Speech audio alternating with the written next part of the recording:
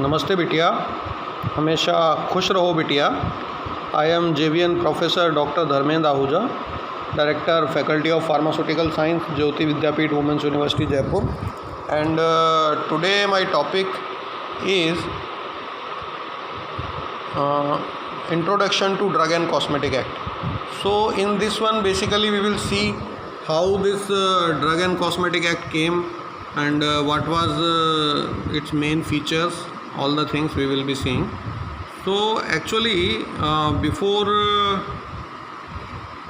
what you can say, before India got freedom, there were very less regulations, and of course the Drug and Cosmetic Act also passed before freedom, before India got freedom. So this is a point to be remembered. And earlier means there were very low regulation. Then in pre-freedom era, the Drug Consultative Committee was formed in chairmanship of Professor R.N. Chopra to take care and to improve the education, pharmacy regulation system. And this was a big step taken by the British government to control the pharmacy profession, to control the drug sales, drug administration throughout India. And you can say this was the benchmark in Indian history of pharma. And then R.N. Chopra Drug Inquiry Committee, R.N. Chopra sir was the chairman of Drug Inquiry Committee, and Drug Inquiry Committee made various recommendations, and those recommendations were basically to improve the profession.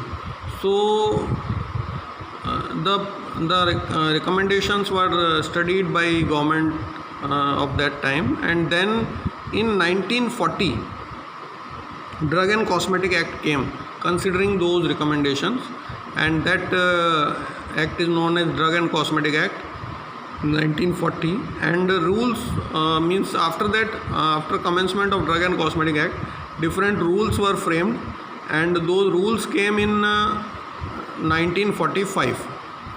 So the act came in 1940 and rules came in 1945.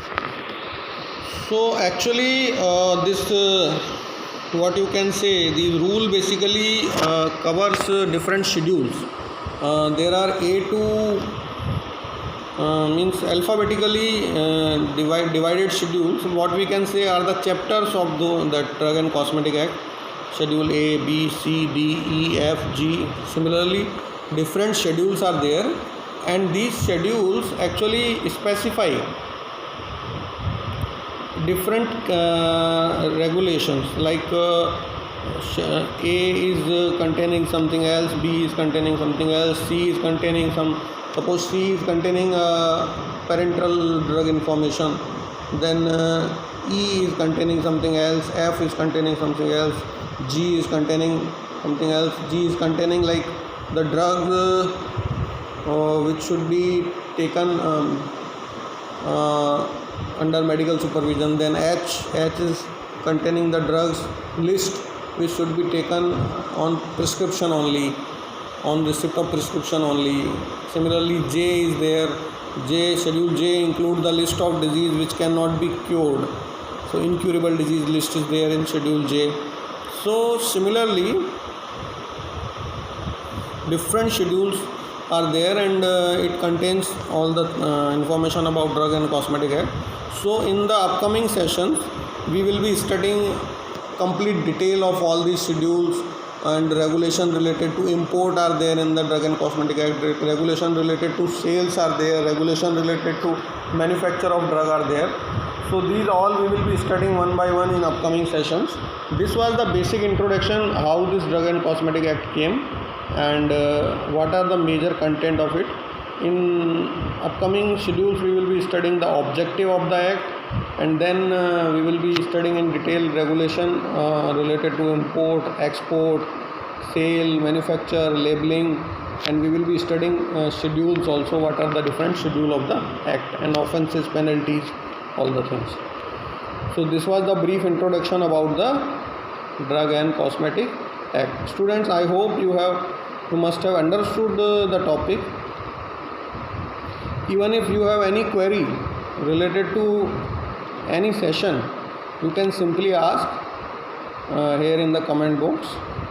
So thank you, students. Thank you for listening me. Thanks a lot.